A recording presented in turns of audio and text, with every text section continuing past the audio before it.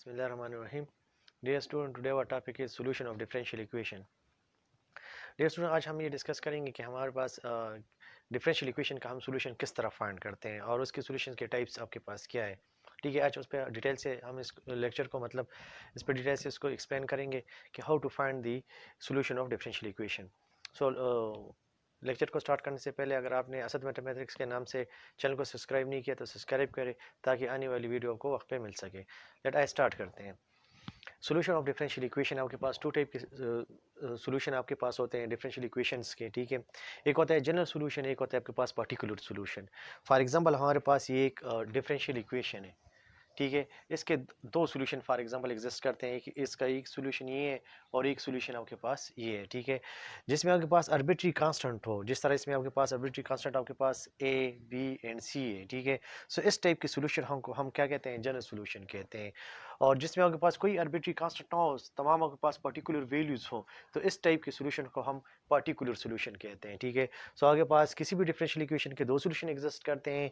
एक आपके पास होता है जनरल सोल्यूशन, एक होता है आपके पास पर्टिकुलर सोल्यूशन. ठीक है, सो अभी आप हम डिफरेंट इसके एग्जांपल्स करते हैं कि हम किस तरह जनरल इक्वेशन को फाइंड करेंगे और किस तरह हम पर्टिकुलर सोल्यूशन को फाइंड करते हैं. ठीक है, याद रखिए पर्टिकुलर सोल्यूशन फाइंड करने के लिए आपके पास इनिशियल वैल्यू का होना ज़रूरी है. ठीक है, अगर आपके पास इनिशियल कंडीशंस गिवन है सो आप पर्टिकुलर सोल्यूशन फाइंड कर सकते हो. अदरवाइज आप अगर कोई भी सोल्यूशन डिफरेंशियल इक्वेशन का फाइंड करना चाहते हो तो जो जनरली आपके पास जो सोल्यूशन फाइंड होता है ना, उसको हम जनरल सोल्यूशन कहते हैं.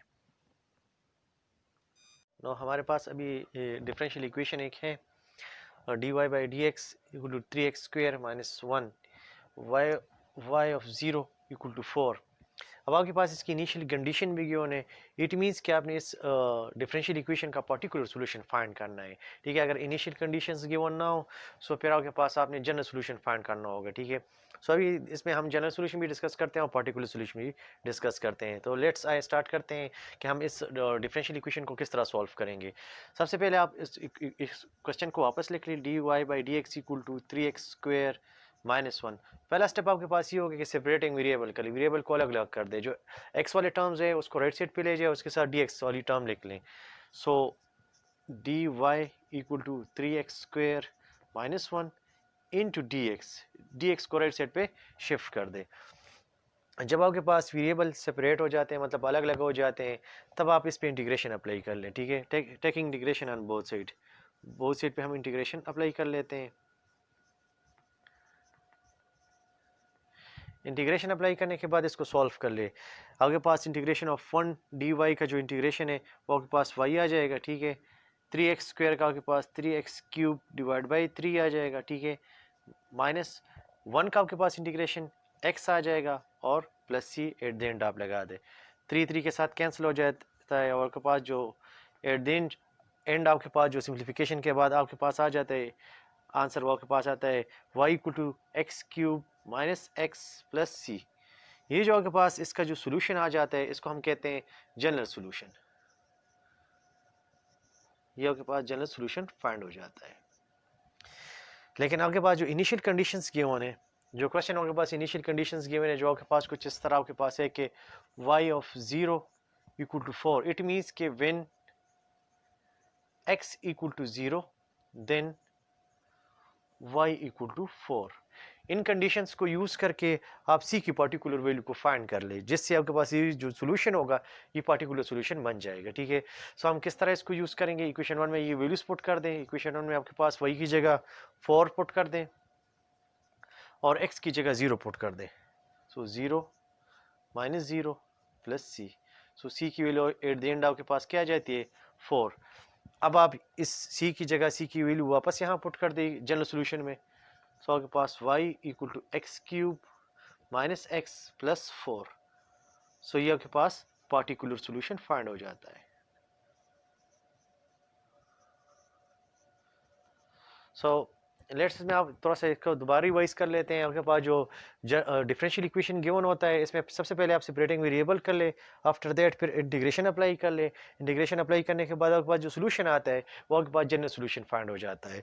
जनरल सोल्यूशन फाइंड करने के बाद अगर आपने पर्टिकुलर सोल्यूशन फाइंड करना है तो उसके लिए आपके पास इनिशियल कंडीशन का होना ज़रूरी है, जो क्वेश्चन आपके पास गिवन होते हैं। जिस तरह आपके पास यहाँ गिवन है y of 0 equal to 4, so आप इसका मतलब है कि when x equal to 0 then y equal to 4 आपके पास। इसको यूज़ करके वहाँ से आप c की पर्टिकुलर वैल्यू, c की जो वैल्यू थी वो फाइंड कर ले, उसको वापस जनरल सोल्यूशन में पुट कर दे, जहाँ से आपके पास पर्टिकुलर सोल्यूशन फाइंड हो जाता है। ठीक है, यहाँ एक और बात भी नोट कर लें कि आपके पास जो डिफरेंशियल इक्वेशन का ऑर्डर होता है उतनी हुई उसमें आपके पास आर्बिट्री कांस्टेंट होते हैं। ठीक है, आपके पास इसका जो ऑर्डर है वो फर्स्ट ऑर्डर डिफरेंशियल इक्वेशन आपके पास है, इस वजह से इसमें ई की आपके पास आर्बिट्री कांस्टेंट आ रहा है। ठीक है, अगर आपके पास इसका ऑर्डर 2 होता तो आपके पास जो आर्बिट्री कांस्टेंट होते तो वो भी 2 होते। अगर ऑर्डर 3 होता तो आपके पास आर्बिट्री कांस्टेंट 3 होते। ठीक है, यानी इसके ऑर्डर पे डिपेंड करता है इसके जो नंबर ऑफ आर्बिट्री कांस्टेंट होते हैं जनरल सोल्यूशन में। ठीक है, एक और एग्जांपल इसके बाद करते हैं। नेक्स्ट हमारे पास जो एग्जांपल है कुछ आपके पास इस तरह है कि एक डिफरेंशियल इक्वेशन आपके पास गिवन है, कह रहा है कि इस डिफरेंशियल इक्वेशन का ये सॉल्यूशन है। ठीक है, एक तरीका तो ये है कि इस डिफरेंशियल इक्वेशन को हम उसी तरीके से सॉल्व करें और उसका जो आपके पास सॉल्यूशन है वो निकाल लें और उसका सॉल्यूशन आपके पास ये आएगा। ठीक है, दूसरा तरीका आपके पास ये है जो सब इसका थोड़ा सा इजी आपके पास है कि इसमें आपके पास जो सेकंड डेरिवेटिव यूज़ हुआ है, फर्स्ट डेरिवेटिव यूज़ है और वाई की जो यूज़ हुआ है, इनकी जगह इनकी वैल्यूज पुट कर देते हैं। अगर वो वैल्यूज को सेटिस्फाई कर लेते हैं तो ये आपके पास उसका सॉल्यूशन होगा। तो हम इसमें सबसे पहले इनके डेरिवेटिव्स को फाइंड कर लेते हैं। सबसे पहले इसका फर्स्ट ऑर्डर डेरिवेटिव फाइंड कर लिए, D Y by D X. तो आपके पास इसका जो फर्स्ट ऑर्डर डेरिवेटिव फाइंड करोगे तो ई एक्स का डेरिवेटिव ई एक्स आ जाता है। ई पावर 2x का जो डेरिवेटिव होता है वो ई पावर 2x इंटू 2 आ जाता है। मतलब ये जो नेक्स्ट 2 आपके पास आ रहे हैं इसके पावर का डेरिवेटिव आ रहा है। इट मीन्स कि इसका जो आपके पास डेरिवेटिव है D Y by D X, यानी आपके पास आ जाता है E power x plus 2 into ई पावर 2x आपके पास आ जाता है। अब आप क्या कर लें, इसमें आपके पास सेकंड ऑर्डर डेरिवेटिव भी यूज हो रहा है तो इसका सेकंड ऑर्डर भी फाइंड कर लें, मतलब next derivative second derivative find कर लिए, D two Y by in by D X square equal to आपके पास जो ई एक्स का डेरिवेटिव ई एक्स आ जाता है।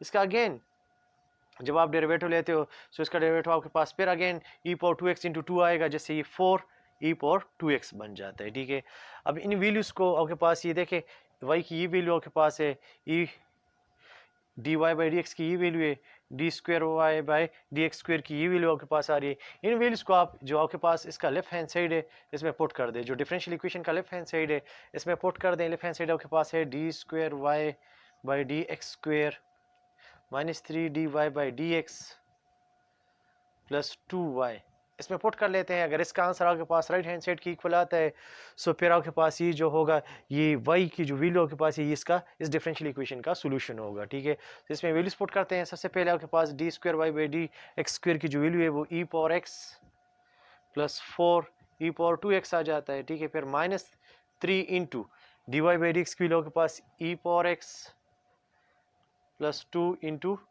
ई पावर 2x और फिर प्लस 2 इंटू वाई की जो वैल्यू आपके पास दी गई है वो आपके पास है ई पावर एक्स प्लस ई पावर 2x आपके पास। अब इनको सिंप्लीफाई कर ले, ई power x plus 4 e power 2x minus 3 ई पावर एक्स माइनस 6 ई पावर 2x प्लस 2 ई पावर एक्स प्लस 2 ई पावर 2x। अब देखिए आपके पास ये 4 और ये 4 और 2, ये नहीं सॉरी ये वाला 2 नहीं है, ये नेक्स्ट ये जो आपके पास है 4 प्लस 2 6 हो जाएगा, ये इस माइनस 6 के साथ कैंसिल हो जाता है। इसी तरह ई पावर एक्स और ये 3 आपके पास आ जाता है, ये इस वाले माइनस 3 के साथ कैंसिल हो जाता है। सो आपके पास इसका जो रिजल्ट आ जाता है वो 0 आ जाता है, जो आपके पास क्या है राइट हैंड साइड आपके पास है।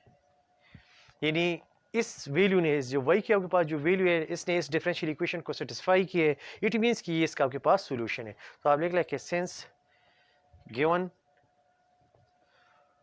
y जो आपके पास दी गए is the solution of given differential equation. जो गिवन डिफरेंशियल इक्वेशन है ये y उसका सोल्यूशन है। इससे आपके पास ये जो एग्जांपल ही कंप्लीट हो जाता है। इसके साथ एक और एग्जांपल भी कर लेते हैं जो थोड़ा सा इससे डिफरेंट है, लेकिन आपके पास ये डिफरेंशियल इक्वेशन में आपके पास आ सकता है। वो कुछ आपके पास इस तरह है कि आपके पास जनरल सोल्यूशन गिवन है, एक जनरल इक्वेशन दिया गया है आपके पास इस तरह एक्स वाई इक्वल टू सी आपके पास है, साथ इसके साथ इनिशियल कंडीशंस गिवन है वाई टू इक्वल टू 1। इस तरह के पास आपके कोर्स में एक और भी गिवन है, या आपके पास इस तरह के टाइप का आपके पास एग्जांपल आ सकता है कि वो कुछ आपके पास, दोबारा मैं इसको रिपीट कर देता हूँ, एक्स वाई इक्वल टू सी, ये किसी भी डिफरेंशियल इक्वेशन का जनरल सोल्यूशन दिया गया आपके पास, ठीक है।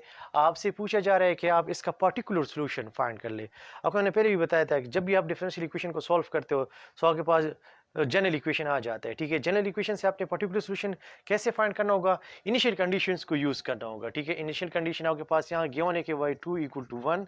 सो आप क्या कर लें इसमें, आप इट मीन्स कि आपके पास when x equal to 2 then y equal to 1, इसको आप यूज़ कर ले। इस जो आपके पास इक्वेशन है, जो गिवन इक्वेशन दिए है, गिवन इक्वेशन के बारे में उसने पहले बताया है कि आपके पास ये क्या है, ये आपके पास जनरल सोल्यूशन है, ठीक है। जनरल सोल्यूशन में इसको पुट कर दे,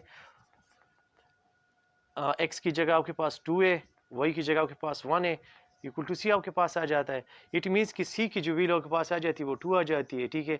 इसको वापस इक्वेशन 1 में पुट कर दे, so equation 1 implies that x y equal to 2।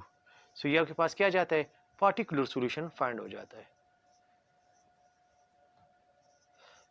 यानी इसके एक प्रीवियस आपने एक एग्जांपल आपने किया था जहां आपने जनरल सॉल्यूशन फाइंड किया था, फिर वहां इनिशियल कंडीशंस को यूज करके आपने पर्टिकुलर सॉल्यूशन फाइंड किया था। यहां आपके पास ऑलरेडी जनरल सॉल्यूशन गिवन है, आपने क्या फाइंड करना है, पर्टिकुलर सॉल्यूशन फाइंड करना है इस इनिशियल कंडीशंस को यूज करके। इनिशियल कंडीशन को हमने यूज किया है, वहां से हमने पर्टिकुलर सॉल्यूशन फाइंड किया। इससे आपके पास ये एग्जाम्पल कंप्लीट हो जाता है। एक और एग्जाम्पल करते हैं ताकि आपको और ज्यादा क्लियर हो जाए।